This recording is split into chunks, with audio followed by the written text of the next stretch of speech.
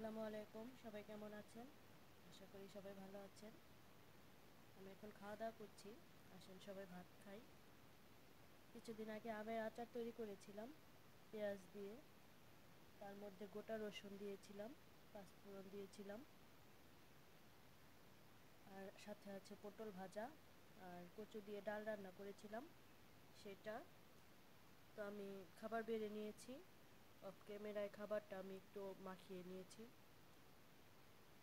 আচারের তেলটা দিয়ে ভালো করে ভাতটা মেখে নিলাম।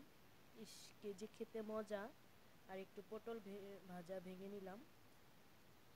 আচার বানানোর পরে ট্রাই করা হয়নি, অন্য একটা আচার করেছিলাম, সেটা ট্রাই করেছি।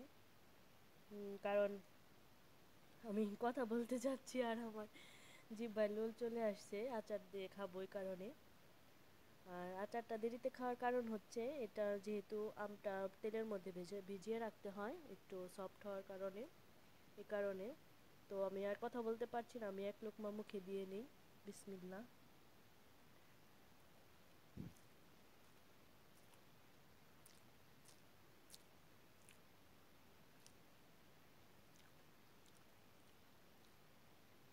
আলহামদুলিল্লাহ, আলহামদুলিল্লাহ, অনেক মজা হয়েছে।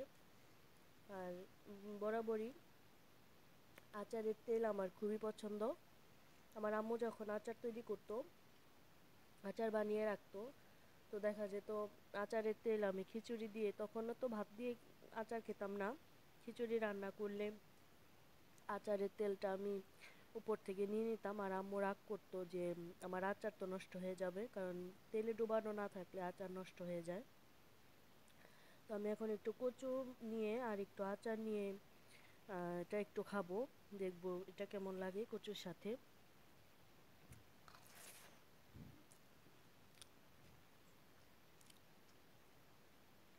আলহামদুলিল্লাহ, মাশাল্লাহ, অনেক মজা হয়েছে।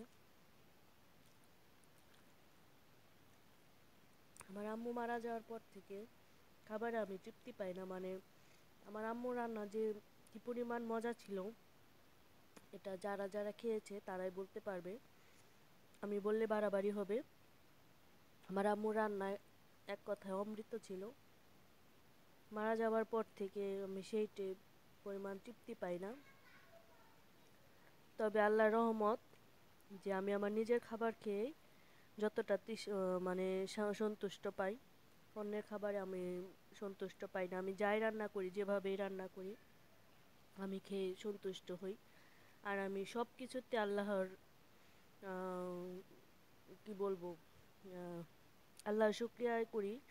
কারণ খারাপ হোক ভালো হোক, আমি সব সময় এটা চেষ্টা করি যে আমি তো খেতে পারছি, অনেক মানুষ সেটাও পারছে না, ডাস্টবিন থেকে খাবার তুলে খাচ্ছে, অনাহারে কাটাচ্ছে, কিন্তু আল্লাহ আমাকে সেভাবে রাখেনি। আমি আলহামদুলিল্লাহ খেয়ে পরে ভালো আছি, অন্তত না খেয়ে নেই।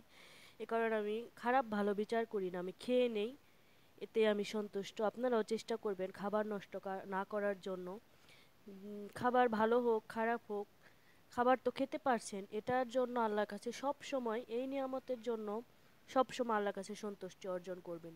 খারাপ ভালো, কিন্তু সব সময় যে রান্না খারাপ হয়, সব সময় যে খাবার ভালো হয়, সেটা কোনো কথা না। কিন্তু খাবার খেতে পারছেন, এটাই সব সময়। আর সব সময় নিচের দিকে তাকাবেন, আপনি যে অবস্থানে আছেন আর আপনার নিচে যে যারা যে অবস্থানে আছে, আপনারা সবাই সব সময় এটা খেয়াল করবেন যে আপনার চাইতে অনেকে কষ্টে আছে। তখন নিজেকে সব সময় আল্লাহর কাছে শুকরিয়া জানাবেন যে আল্লাহ আমি ভালো আছি। তাহলেই দেখবেন জীবনটা কত সুন্দর হবে, আর জীবনে সব কিছু সহজ হবে। আমি সব সময় আমার আমার কিন্তু অনেক টেনশন থাকে, অনেক চিন্তা ভাবনা। আমার হাজবেন্ডটা অসুস্থ, যাই হোক আল্লাহ তাকে ভালো রেখেছে।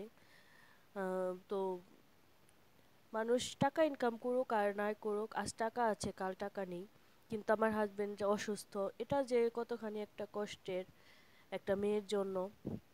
কিন্তু তারপর আমি আল্লাহর কাছে সব সময় শুক্রিয়া জানাই যে আল্লাহ, এর চাইতে অনেক মানুষ অনেক কষ্টে আছে, আল্লাহ তুমি আমাকে ভালো রেখেছো। আমি যাতে সব সময় আল্লাহর রহমত মানে শুক্রিয়া করতে পারি। আপনারাও সব সময় করবেন, দেখবেন জীবনটা অনেক সুখের হবে।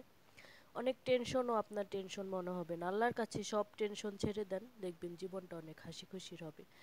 তো আমি কথা বলতে বলতে আর খেতে পারছি না, কারণ আমি কথা বলতে মানে আমি সব সময় আমি খুব তাড়াতাড়ি করে খাই। এভাবে খাওয়া আমি তৃপ্তি পাই না। যাই হোক, পরবর্তীতে আপনাদের সাথে অন্য ভিডিও শেয়ার করবো। আজকে প্রথম খেতে খেতে আপনাদের সাথে ভিডিও শেয়ার করলাম, কেউ কিছু মনে করবেন না। তো সবাই ভালো থাকবেন। আসসালামু আলাইকুম।